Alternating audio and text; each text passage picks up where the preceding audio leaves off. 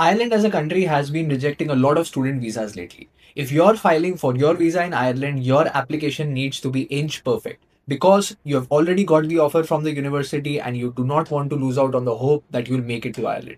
So, in this video, we are going to discuss what you need to do with your funds and how you need to show them, what documents you need to file, what to do with your sponsors, and in the end, we are going to discuss how exactly should you file your visa application. So hang on and watch this video till the end because this video is going to be the end-to-end knowledge base for you to file your Irish visa application if you're doing it on your own. So before we start the video, I need to mention and notify that Uniflik Tech Private Limited is not an authorized immigration advisor. All the information delivered in this video is based on online research and none of it is personal guidance or guidance at Uniflik's level. So let us start with the first and foremost, the most important step, which is showing your funds. Now, if Irish visas are getting rejected, then in most of the cases, in fact, 80% of the cases, the reason is that the student could not show adequate funds or they could not show them properly. So how exactly should we show our funds? Let us discuss step by step. Let us break this down into two parts. Number one is your living cost and number two is your education cost.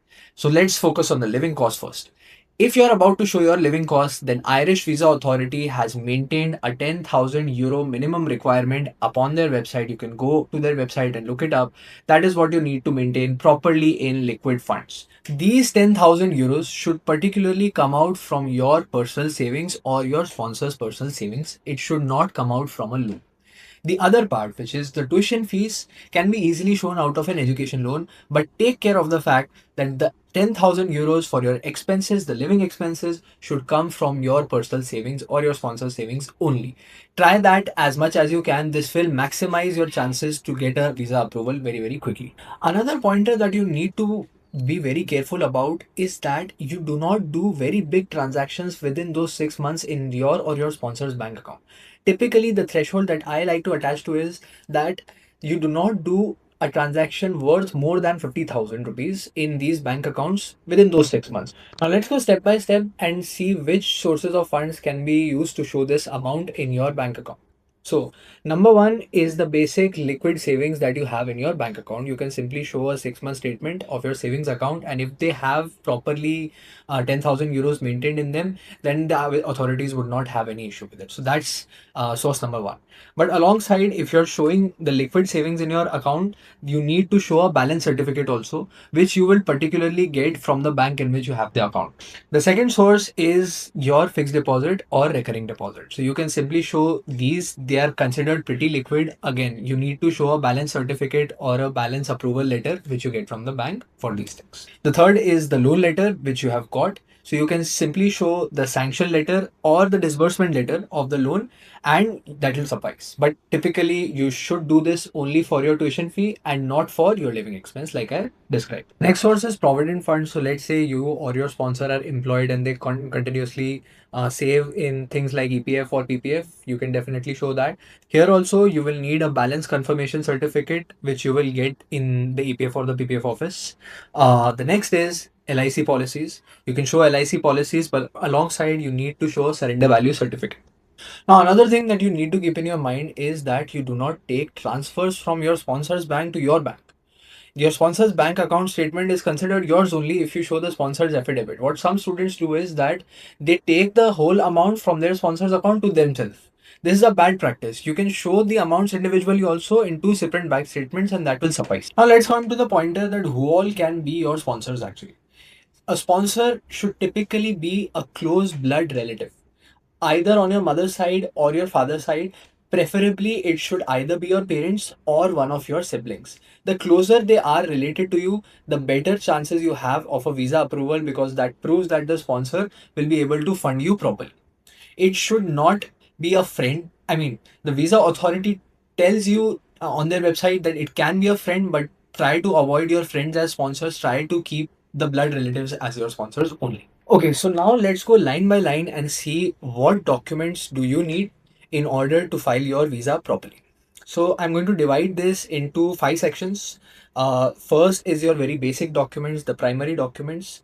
Second is your employment documents. Third is your academic documents. And fourth is your visa specific documents. And fifth is the police confirmation certificate, which you need to get from the Passport Seva Kendra. We'll talk about that. So let's talk about the primary documents first. All of these documents need to be actual hard copies. Okay, so the first thing that you will need here is your resume. Now, second is your passport and all the previous passports which you've had, expired and the current one. Third is your Aadhaar card, and fourth is your PAN card. And you have to carry these documents, especially Aadhaar and PAN, for you as well as your sponsor. And finally, you have to take the degree or the provisional certificate of your degree alongside with you. Now, this video is the part of a bigger series where we introduce you to Ireland's ground reality. And if you want to get updated to such content on a weekly basis, then you need to go down there and hit that subscribe button. This would really encourage us to keep bringing you such videos. Now, let's talk about the employment specific documents that you need to take. So, let's say you have been employed. What all documents you need to show to the visa authorities for your employment justification? So first is 6 months worth of your payslips. Second is 6 months of your account statement, which shows the salary. So typically it's your salary account that you need to show. Third is your ITR. So you need to show 3 years worth of ITRs. If you haven't been filing these ITRs, you need to file backdated ITRs. You can contact your CA and he will inform you how to do that. Next is your current offer letter. So you need to take the offer letter corresponding to the organization where you're currently working in. You need to take your previous experience letters, and you need to take your company identity card if it ever existed in the past or in the current company. These documents are needed for you as well as your sponsor. So you need to take these documents for both of you. Next is your academic specific documents. So with respect to academic specific documents, you need to take your 10th and 12th mark sheets. Specifically, if you have a DigiLocker verified mark sheet, then it is always preferred. Second is that you need to take your consolidated mark sheet, which you get in your undergraduate degree. Third is your transcript. So these two can be interchangeable. So either you can take your transcript which you get from your UG, or you can take the mark sheet. Fourth is your individual semester wise results. So your college might issue these to you. So you need to take them with you. Next is your IELTS, PT or Duolingo scorecard. So whichever English test you have written, you need to take the scorecard for that alongside. And finally, it is your degree certificate or your provisional degree certificate that you have to carry with yourself. Now, next, we are going to discuss visa specific documents. But before we do that, we need to discuss how the process of visa filing actually happens. So first, you need to fill the AVATS form. Okay. So AVATS is a portal where you need to go fill in your details, and you need to fill a very basic form there. You have to give out all the details there.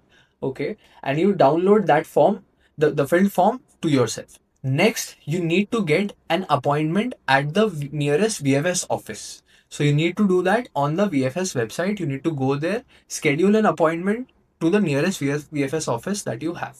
And at the VFS office, you are going to submit all these documents as a complete full file.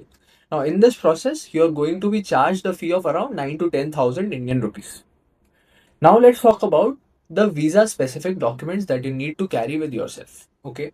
So, first is the AVATS form. Okay. So, the online application form that you filled, you need to download that, take a copy, and you need to take that with yourself. Second is your VFS booking receipt and your appointment letter. So VFS, when you make the payment to them, you'll get a payment receipt, a booking receipt, and you'll also get an appointment letter. Okay, so you need to take both of these alongside with you. Third is your visa cover letter. So this is basically a line by line mention of all the documents that you have. So there is going to be one big file that you're going to carry. Okay, so this is going to be a line by line description of what all documents are present in those files, and you are going to address this document to the visa officer. And finally, the most important document is your statement of purpose. Now, why is this the most important one? It addresses three important questions. Okay, so number one is why Ireland? Number two, why did you not do this course in India and why did you particularly choose Ireland? And number three, why did you choose to do this course in that particular university? Now, while you're preparing your SOP, one thing that you need to be very careful about is that you give the visa officer, the person who is reading the SOP, enough intent that you will return back to India after you complete your master's and 2 years worth of your PSW. This is the most important point that you need to sell as a student in your SOP. Apart from that, do your university specific research, do your course specific research, do research on what type of professors are teaching courses within your curriculum, write about them, write good things about the university within this SOP, and it will pass through. But be very aware of the fact that you should never give hints to the visa officer that you would want to stay back in the country after you've done your PSW. Okay, so let's now talk about the PCC, which is the Police Confirmation Certificate. This is a document that you need to collect from the Passport Seva Kendra website. It is fairly straightforward to apply to.